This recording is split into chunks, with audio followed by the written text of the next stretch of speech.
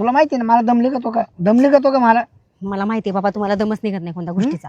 बरं मी काय म्हणते, मी बिलई चोरून लपून आलो, इथंच थांबायचं का आपण? हाय मी कायमची जागा जाऊ ना आपल्या. कायमच्या जागेवर? तुम्हाला दुसरी जागा सुचत नाही बाबा. जाते का तिकडे रूम पाहती?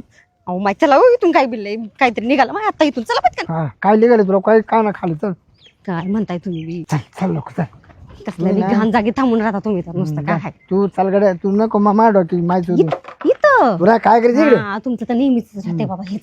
काही बी एवढं भारी आटा असून आपण हो लय भारी अड्डा आहे, मग थांबायला सुद्धा ये नाही. अरे इथे कोणाला सवशी येत नाही.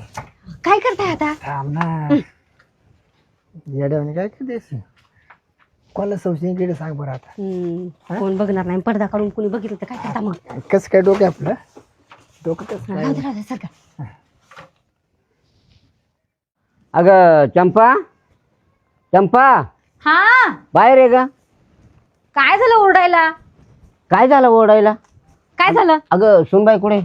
सुनबाय हं? असेल तर कुठे मैत्रिणीकडे गेली असेल. अरे 2 तास दोन तास? 2-2.5 तास झाले. हो का? मग मग कुठे घरामध्ये वगैरे असेल. अरे घरामध्ये असल्यावर मग आपल्याला चावल लागतेच ना.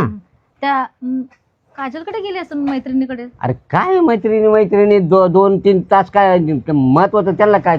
तुला काय सांगू, पोरीची जात एवढ्या 2 आणि 3 तास जर घरातून बाहेर गेली, तिची चौकशी करायला नको आपल्याला?